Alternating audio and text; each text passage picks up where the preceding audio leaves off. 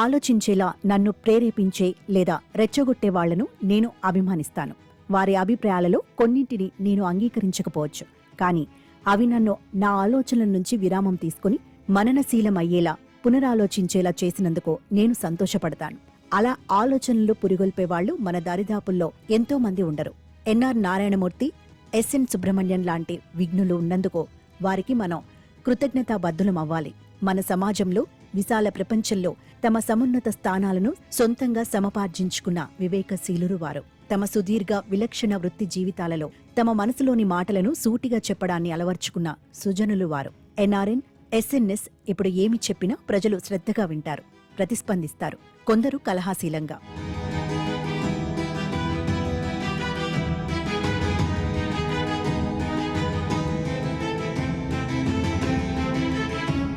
NRN, SNS ఇరువురు సంపదను వారసత్వంగా పొందలేదు. అలాని కూలీ లేదా వేతన భత్యాలు పొందే ఉద్యోగులు, పారిశ్రామిక కార్మికులు కాదు. సమగ్ర సమర్థ యోగ్యతలు ఉన్న వృత్తి నిపుణులు వారు. ఇంజనీర్లుగా జీవితాలను ప్రారంభించి మొదటి తరం వ్యవస్థాపకులుగా ఎదిగినవారు. తమ తమ సంస్థల లాభాలలో వాటాలు ఉన్నవారు. ఆ వాటాలకు పూర్తిగా అర్హులైనవారు. వారి ప్రపంచ దృక్పథం వారసుల ఉద్యోగుల ప్రపంచ దృక్పథాలకు భిన్నమైనవి. పర్యావసానంగా పని, జీవితం సమతౌల్యతపై వారి దృక్పథం కూడా భిన్నమైనది. వారసులు అనేవారు అత్యున్నత స్థాయికి చేరేందుకు క్రింది స్థాయి నుంచి కష్టపడి పనిచేయనక్కర్లేదు. వారికి తెలుసు. అలాగే వ్యాపార జగత్తులోని ప్రతి ఒక్కరికి తెలుసు, వారసులు ఏదో ఒక రోజున తమ సంస్థలో అత్యున్నత స్థాయికి చేరుకుంటారని.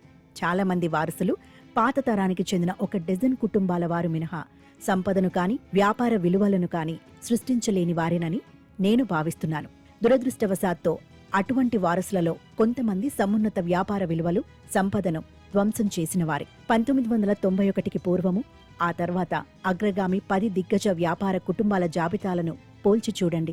మొదటి తరం వ్యవస్థాపకులలో అత్యధికులు అపూర్వ సంపద స్రష్టలే. ఇక కార్మికులు, ఉద్యోగుల విషయానికి వస్తే వారిలో అత్యధికులు నెల నెల వేతన భత్యాలు అందుకోవటం పట్ల సంతృప్తి చెందేవారే. వారి ప్రస్తుత హోదాను మించి ఉన్నత అంతస్తుకు చేరుకోవాలన్న ప్రగాఢ ఆకాంక్ష, ఆవశ్యక నైపుణ్యాలు లేనివారే. ఒక ఉద్యోగి ఒక వారంలో ఎన్ని గంటల పాటు పనిచేయాలన్న విషయమై ఎన్ఆర్ఎన్, ఎస్ఎన్ఎస్ వ్యాఖ్యలను విమర్శించిన వారు చాలా వరకు వారసులు, ఉద్యోగులుగా నేను గమనించాను.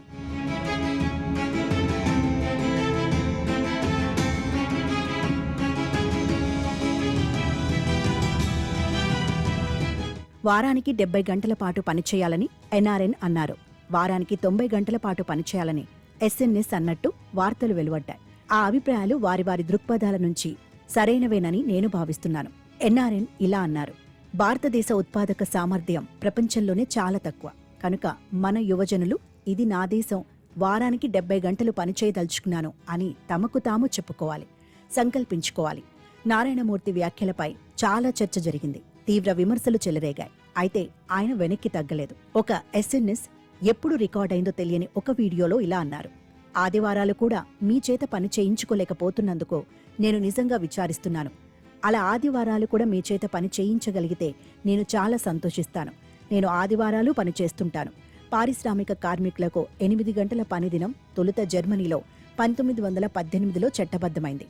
దరిమిలా 8 గంటలు శ్రమ, 8 గంటలు వినోదాలు, 8 గంటలు విశ్రాంతి అన్నది ఒక విశ్వజనీన నియమమైంది. వినోదాలకు రోజు 8 గంటల సమయాన్ని వెచ్చించే వ్యక్తి ఒక్కరినీ నేను చూడలేదు.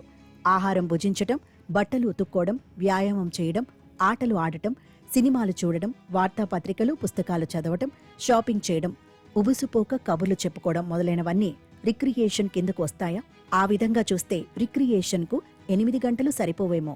పారిశ్రామిక కార్మికులలో చాలా మంది చేసిన పనులని మళ్లీ మళ్లీ చేస్తుంటారు. చాలా తక్కువ మంది మాత్రమే కొత్త నైపుణ్యాలు నేర్చుకుని మరింత సంక్లిష్ట పనులు చేసే అర్హతలు సంపాదించుకుంటారు.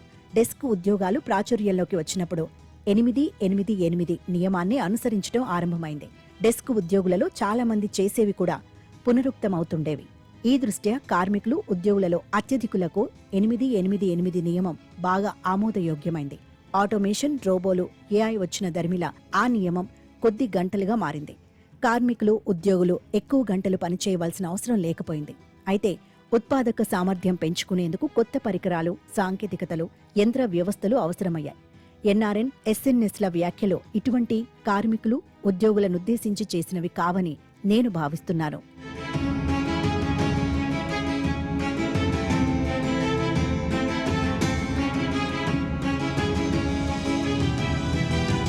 కార్మికులు ఉద్యోగులకు భిన్నంగా రైతులు 8-8-8 నియమాన్ని అనుసరించారు.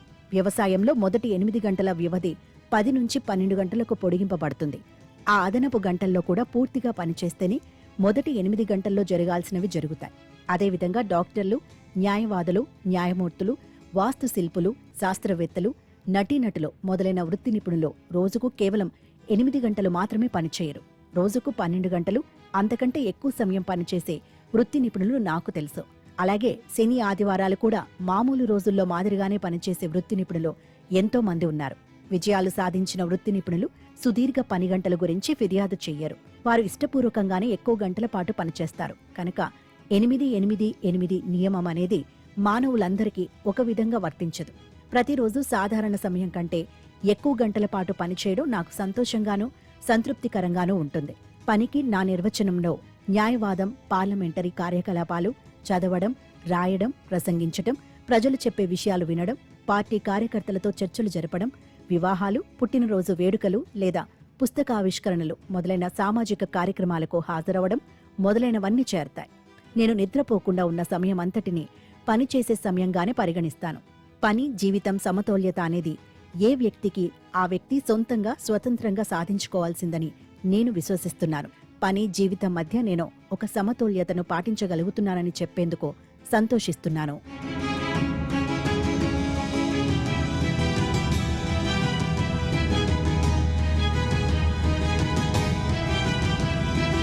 ఎన్ఆర్ఎన్, ఎస్ఎన్ఎస్లో తమ వృత్తి జీవితాలలో గొప్ప విజయాలు సాధించినవారు, సమాజంలో ఒక ఉన్నత స్థానాన్ని సమపార్జించుకున్నవారు. కనుక భారతీయులు మామూలు కంటే ఎక్కువ గంటలు పనిచేసి తీరాలని చెప్పేందుకు వారు పూర్తిగా అర్హులు. ఈ విషయంలో వారిపై పలువురు చేసిన విమర్శలు, వ్యంగ్య దూషణలు అర్థం లేనివి. భారీ ఆదాయం, అపరిమిత ఆస్తులు ఉన్న స్త్రీ పురుషులు ఎంతో మంది నాకు తెలుసు. అయితే ఆ భాగ్య రాసులేవి వారిలో ఎలాంటి అతిశయాలకు కారణమవలేదు. వారు చాలా నిరాడంబర జీవితాన్ని గడుపుతారు. ఆహారాన్ని మితంగా తీసుకుంటారు. మంచి దుస్తులు ధరిస్తారు. అయితే మిరుమిట్లు గొల్పేవి కావు. ఎటువంటి పటాటోపాలకు పోకుండా తమను కలిసిన వారందరితోనూ నమ్రంగా మాట్లాడతారు. యువజనులు సుదీర్ఘ గంటలు పాటు చేసే ఉత్పాదక కృషే ఒక వర్ధమాన దేశాన్ని నిజంగా సంపద్వంతం చేస్తుందని, కోట్లాది ప్రజల జీవన స్థితిగతులను మెరుగుపరుస్తుందనే సత్యాన్ని ఆకాంక్షభరిత యువతరం మనసులో పాదుగొల్పేందుకే ఎన్ఆర్ఎన్, ఎస్ఎన్ఎస్లో ఆ విధంగా మాట్లాడారని నేను భావిస్తున్నాను. నిజానికి వారి ఆ వ్యాఖ్యలు నేటి యువతరాన్ని జాతి నిర్మాణానికి పురిగొల్పే పిలుపులు. ఆ వ్యాఖ్యలు ఎంతమాత్రం వివాదాస్పదమైనవి కావు. ప్రజలను ఆలోచించేలా అవి అనుద్దేశపూర్వకంగానే ప్రేరేపిస్తున్నాయి. పని, జీవితం మధ్య సమతౌల్యాన్ని అన్వేషిస్తున్న వారికి అదేమంత చెడ్డ విషయం కాదు కదా. యువజనులు సుదీర్ఘ గంటల పాటు చేసే ఉత్పాదక కృషి ఒక వర్ధమాన దేశాన్ని సంపద్వంతం చేస్తుందనే సత్యాన్ని యువతరం మనసుల్లో పాదుకొల్పేందుకే వారానికి 70 లేదా 90 గంటల పాటు పనిచేయాలని నారాయణమూర్తి, సుబ్రహ్మణ్యం చెప్పారు. వారి ఆ వ్యాఖ్యలో నేటి యువతరాన్ని జాతి నిర్మాణానికి పురిగొల్పే పిలుపులో